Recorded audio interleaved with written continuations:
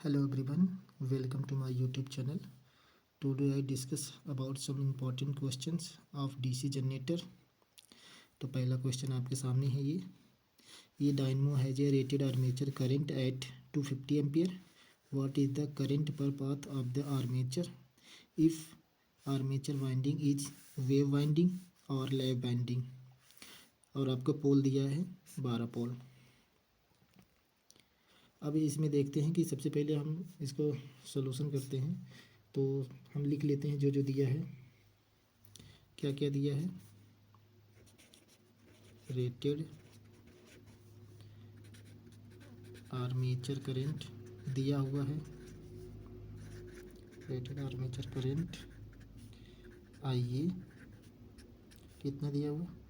250 ampere. और number of poles भी दिए हुए हैं. नंबर ऑफ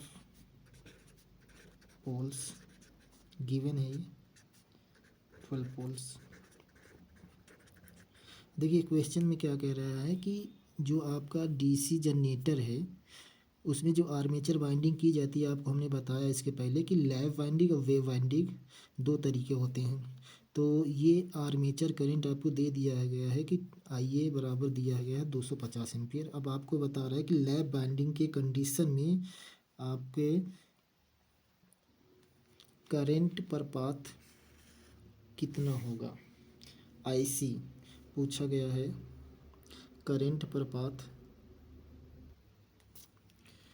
फाइंड करना है आपको. फाइंड आईसी, इसको बोलते हैं current per path.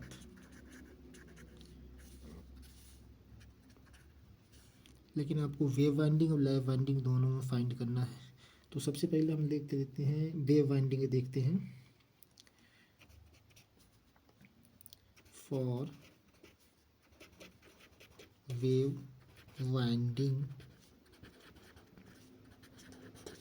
For wave winding तो आपको पता है नंबर ऑफ पैरेलल पाथ है वेव वाइंडिंग के लिए. ए बराबर 2 होता है. तो लिख लेते हैं नंबर ऑफ पैरेलल पाथ ए बराबर 2 वेव वाइंडिंग के लिए. तो हमको फाइंड क्या करना है? Current per path. Current per path मतलब आईसी. आपका फार्मूला होता है आईए बराबर ए. मतलब इसको हम और लिख सकते हैं, इसको armature current upon parallel path.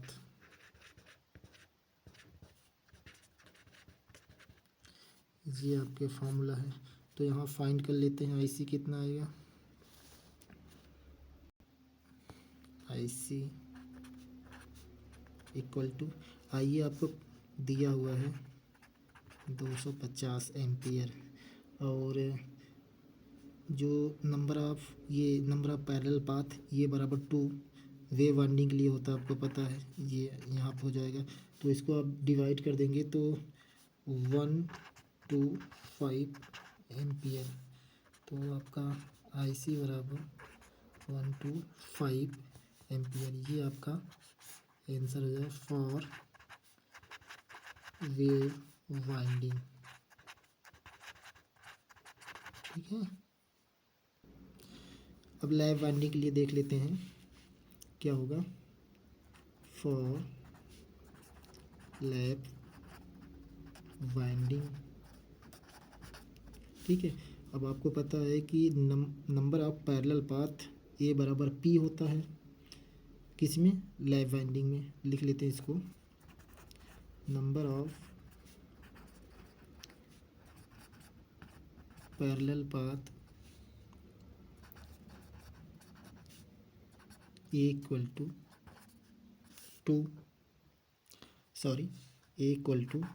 P equal to 12 pole दिया हुआ है.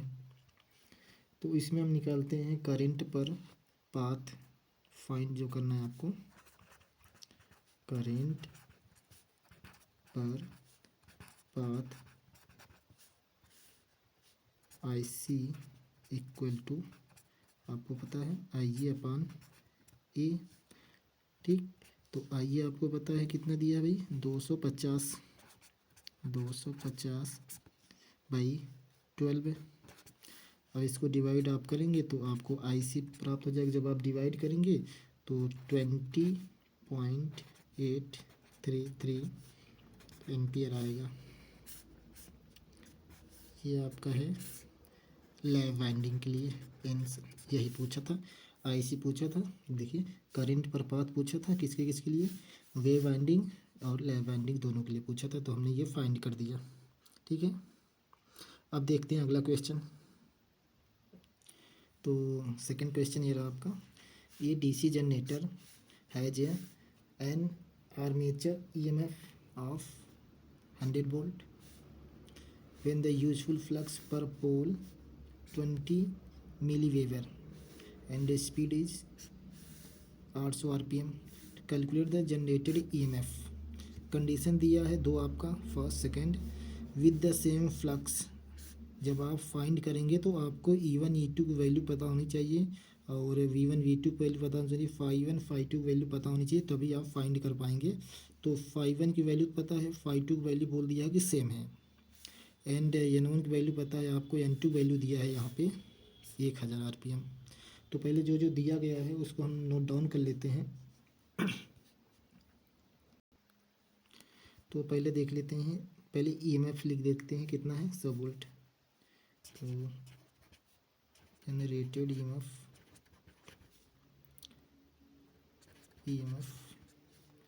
E1 दिया है वो आपका, E1 कितना है भाई, 100 वोल्ट।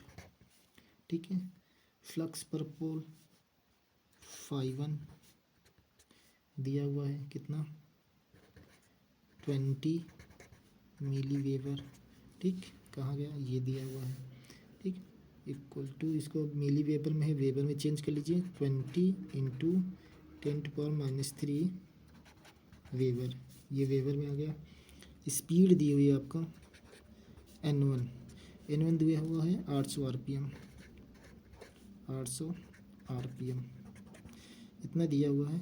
अब पहले कंडीशन में आप बोला है कि फ्लक्स जो है आपका, पहले कंडीशन के लिए तो φ2 आपका सेम रहेगा,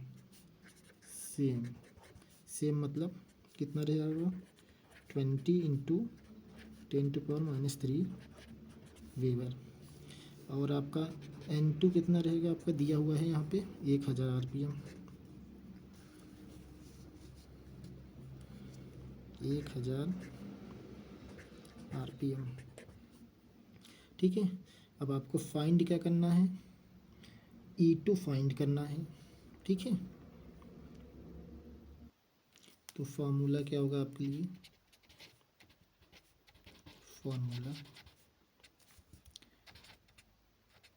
E2 अपान E1 बराबर N2 upon N1 into φ2 upon φ1। ये आपको कहाँ से आएगा, इसको बता दे रहे हैं, E प्रोपोर्शनल φn। प्रोपोर्शनल हटाएंगे तो N1 N2 करके यहाँ से आप फाइंड कर सकते हैं। तो यहाँ से हमको निकालना है E2 फाइंड करना है। तो E2 equal to N2 upon N1 into φ2 upon φ1। ये यहाँ जाएगा, मल्टीप्लाई हो जाएगा E1। अब सबकी वैल्यू इसमें रखना है, पुट करना है, उसके बाद E2 को फाइंड करना है। तो आगे देखते हैं। तो यहाँ पे वैल्यू पुट कर दीजिए आप सबका। तो N2 आपका हो जाएगा 1000 अपान 800। देखिए φ1 और φ2 दोनों सेम रहेगा, इसका मतलब क्या है, आपका जो दिया है 20 इंटू 10⁻³ अपान 20 इंटू 10⁻³। अब E1 की वैल्यू की दी हुई, E1 की वैल्यू कितनी, यहाँ पे देखिए 100। 900। अब ये देखिए यहाँ से ये कट हो जाएगा, ठीक है, तो ये 0 2 0 इससे कट जाएगा, तो बचेगा आपका 1000/8। अब इसको जब आप डिवाइड करेंगे तो आ जाएगा 125 वोल्ट। तो E2 बराबर आ गया आपका 125 वोल्ट, ये आपका आ गया, ठीक। अब आपका क्वेश्चन आगे भी बोला गया था कि यहाँ देखिए क्या कहा गया है कि सेकेंड वाला कंडीशन है विच या फ्लक्स पर पोल दिया गया है। अब की बार फ्लक्स पर पोल दे दिया गया है, ठीक। इसको phi3 मान लेंगे एंड स्पीड दिया गया है आपका 900, ठीक है। इसको हम मान लेंगे E3 मान लेंगे, ठीक है। तो सेम क्वेश्चन सेम फॉर्मूला आपको लगेगा, तो यहाँ पर हम लिख भी दे रहे हैं आपको एक बार। तो यहाँ पे देखिए हम लिख दे रहे हैं दोबारा से, सेकंड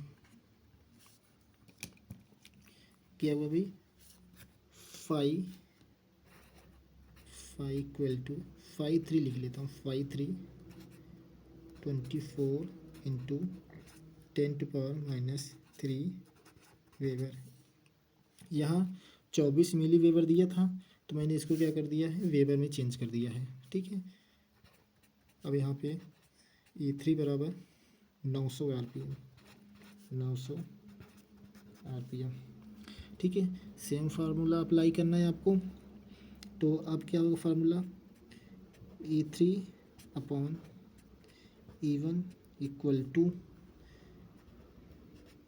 N3/N1 इंटू phi3/phi1, ठीक है।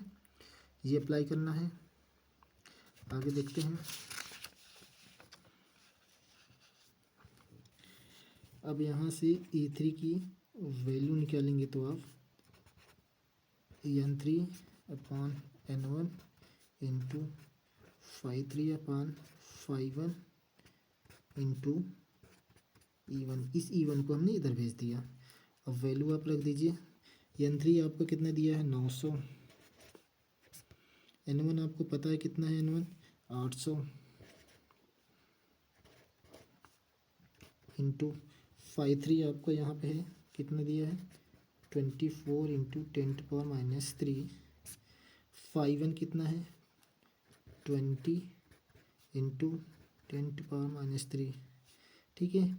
उसके बाद E1 आपका दिया हुआ 100 वोल्ट। ये आपके क्वेश्चन हो गए, ठीक। तो अब देखते हैं, ये देखिए इससे ये गया, ये 2 0 से ये 2 0 गया, 8 3, ठीक। अब ये 1 0 से ये 1 0 गया, तो यहाँ पे क्या आ जाएगा 45, ठीक है। अब इंटू में 45 इक्वल टू 45 इंटू 3 ये बच्चा। तो आपका फाइनली आंसर E3 बराबर 15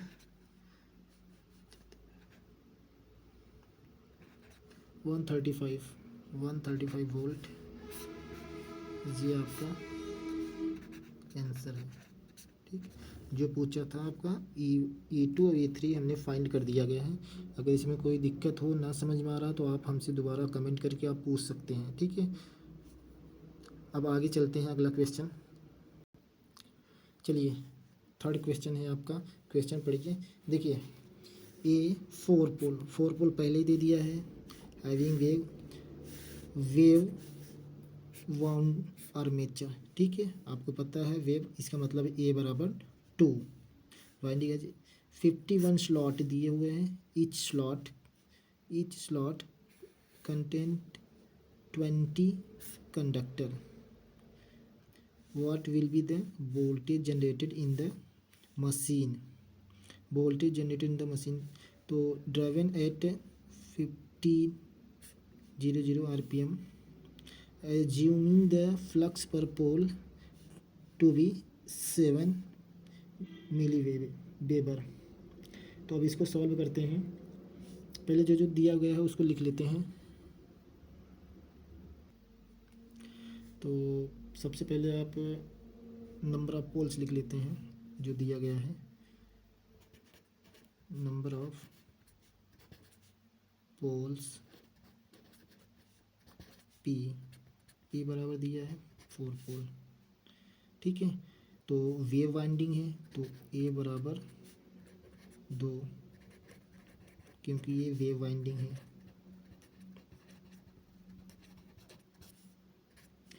ठीक है, फ्लक्स फाई कितना दिया हुआ है 7.0 मिली वेबर। अब इसको वेबर में चेंज कर लिए 7 इंटू 10⁻³ वेबर। ठीक है, आपका ये हो गया। और स्पीड दिया है, स्पीड आपका 1500 RPM दिया हुआ है। एन बराबर 1500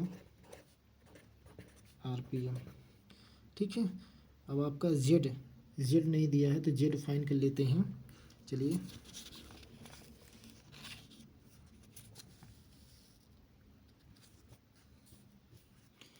जेड बराबर एक फार्मूला होता है नंबर ऑफ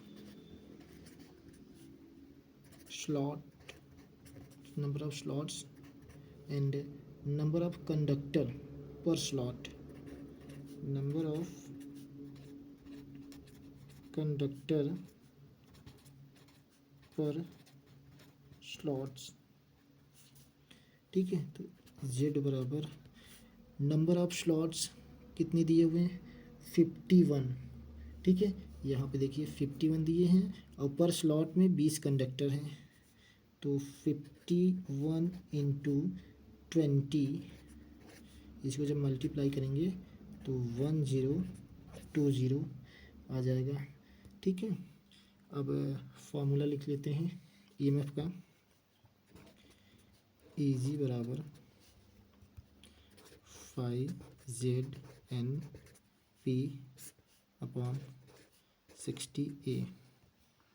ठीक है, अब इसको पुट सभी वैल्यू को पुट करते हैं इसमें, तो देखते हैं फाई की वैल्यू कितनी है 7 इंटू 10⁻³ जेड की वैल्यू है 1020, एन की वैल्यू है 1500 RPM, पी की वैल्यू है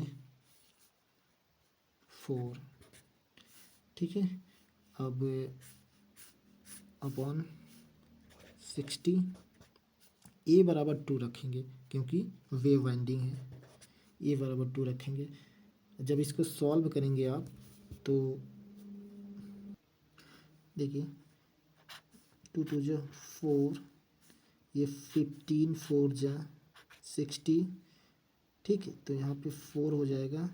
जब आप इसको फाइंड करेंगे तो आपका आ जाएगा ईजी इक्वल टू 357 वोल्ट। ये आपका आंसर आ जाएगा। ठीक है,